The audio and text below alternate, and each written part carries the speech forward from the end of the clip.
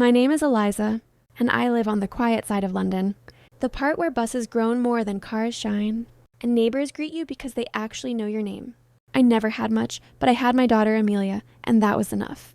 When she was little, our world was small. A secondhand sofa, a chipped kettle that never stopped whistling, and laughter that filled the cracks in our walls. I used to tell her, "One day, love, you'll make it big. You'll go places. Your old mom never could." And she'd hug me with those tiny arms and say, "You'll be right there with me, Mum." I believed her. Years passed like London rain, steady, sometimes harsh, but familiar. I worked as a cleaner in offices, scrubbing floors that belonged to people who never saw me. Every Friday, I'd bring home a small treat, a chocolate bar, maybe a book from the charity shop, and we'd celebrate it like a feast. Amelia grew up smart, sharp, and beautiful. She won scholarships, graduated with honors, and soon started working in marketing for one of those glass tower companies where people wear ambition like perfume. I used to wait for her texts, the way I once waited for payday. But slowly, the messages changed. "Can't talk, Mom, busy." Then weeks with no call at all.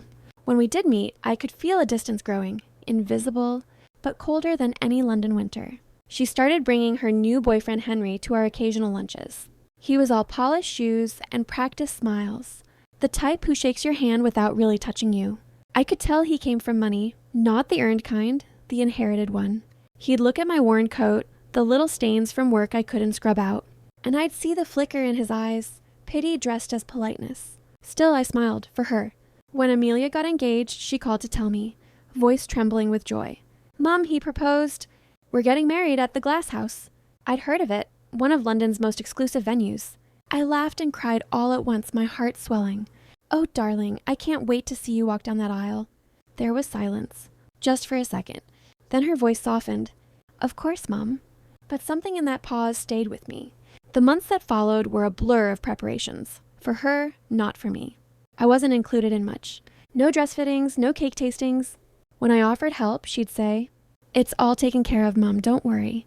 So I stayed quiet, sewing pearls back on the hem of my old blue dress, the one I thought I'd wear to her wedding. Then, 3 weeks before the big day, she came to visit. Not often did she come anymore, so I brewed her favorite tea, set out the biscuits she used to love. She sat on the edge of the sofa, hands twisting nervously. "Mum," she started, not meeting my eyes, "there's something I need to say." I smiled, trying to lighten the mood. "You sound serious, love." "What's wrong?"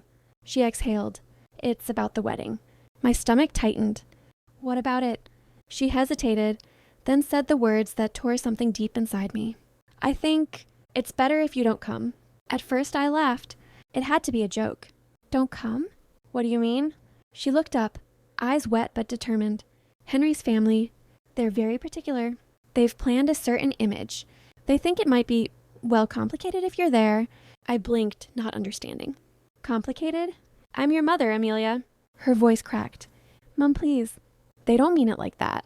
It's just, you know, your job, your dress, people might not understand. They can be judgmental, and I just don't want any drama." I couldn't speak. The words froze between us.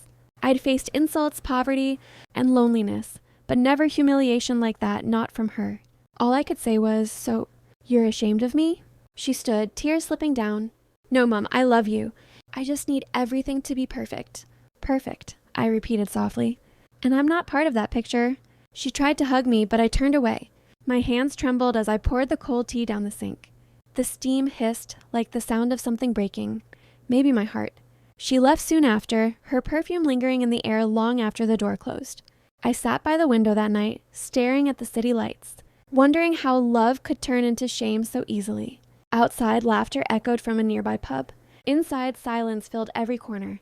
That night, I made myself a promise. If she wanted perfection, she'd see what it cost. They say heartbreak makes people weak. In my case, it burned something inside me that had been asleep for years. After that night, I didn't cry. Not much anyway. The tears would come and go like London drizzle, soft, invisible but always there. I'd sit by the window and watch people walk by, dressed for lives I'd never live. And I'd whisper to myself, "You'll be fine, Eliza. You always are." For a week, I stayed home from work. My supervisor, Mrs. Grant, called to ask if I was ill. I almost laughed. Illness was easier to cure than heartbreak. When I returned, she looked at me kindly. "You've lost weight, love. Everything all right?" I smiled the way people do when they're too tired to explain. Everything's fine. But nothing was fine. Every night, I imagined Amelia walking down that aisle, flowers in her hair, her arm linked with another woman who probably looked the part better than I ever could. A woman Henry's family approved of. A woman who didn't scrub floors for a living. The thought broke me. Then it built me. One evening, after work, I passed by a small florist shop near Kensington. It had a faded help wanted sign. I hesitated, then walked in. The owner, an elderly woman named Mrs. Patel, looked up and smiled. "Can you arrange flowers?" she asked. "I can learn," I said. And learn I did. Within months, I could make bouquets that people stopped to admire.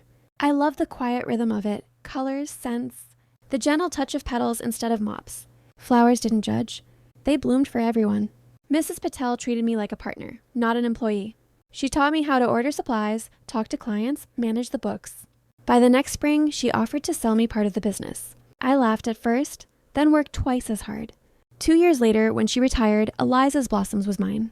It's funny how life works. The same hands that once scrubbed. Marble floors now tied silk. Ribbons around wedding bouquets for London's elite. The same kind of people who once looked down on me.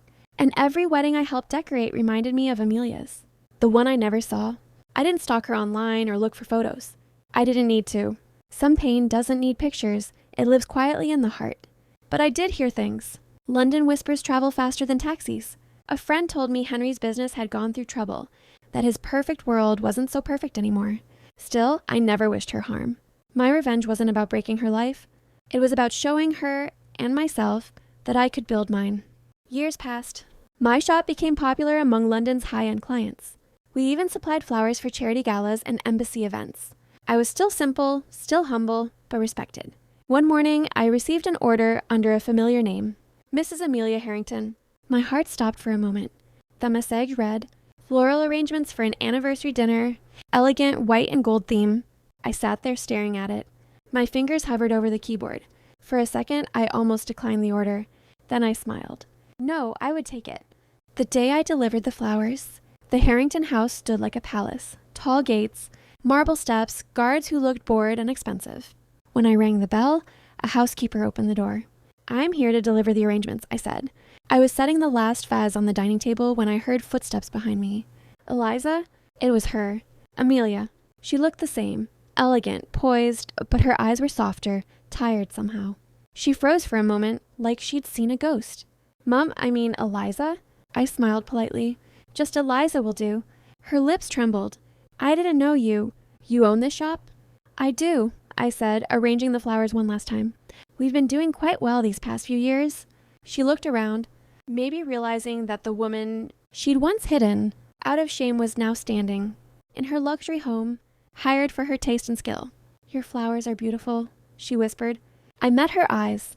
So was my daughter. The silence between us said the rest. That night, as I locked up the shop, I thought about revenge. It doesn't always need fire or fury. Sometimes it's quiet. Sometimes it smells like lilies and roses delivered to the doorstep of regret. And as I walked home under the London lights, I realized I no longer needed her apology, because I'd already won. 3 years passed after that flower delivery. London kept moving. Red buses, gray skies, people chasing time, but somewhere inside me, a quiet peace had begun to bloom. Then, one October morning, the bell above my shop door rang. When I looked up, I froze. It was Amelia. She stood there, drenched from the rain, her once perfect hair clinging to her face. For a moment, I saw not a glamorous woman, but a lost child. "Mom," she whispered, the first time she'd called me that in almost a decade. Her marriage was over. Henry had left her for someone else. His company had gone bankrupt. The mansion, the glittering life, all gone. She was living alone, working part-time at a boutique, trying to start over. "I thought success would make me happy," she said, her voice trembling. But I only chased other people's approval. I pushed away the only person who truly loved me. I stood behind the counter, hands folded, heart torn between anger and compassion. Every scene of the past replayed, the phone call, the humiliation, the loneliness. I wanted to say, "Now you know how it feels." But instead, I took a deep breath. "You don't owe me words, Amelia," I said softly. "Life already said them for you." She began to cry, quiet, aching sobs that filled the shop like confession. "I'm so sorry, Mom. I don't expect forgiveness. I wanted to see you, to tell you that I finally understand." I walked around the counter and hugged her. For a long time, neither of us spoke. The rain outside softened to a drizzle, and the air smelled of lilies. When she finally pulled away, she looked around my shop, the walls, the ribbons, the photographs of happy brides. "You built all this?" she asked. "I did," I smiled. "One bouquet at a time?" She nodded, tears in her eyes.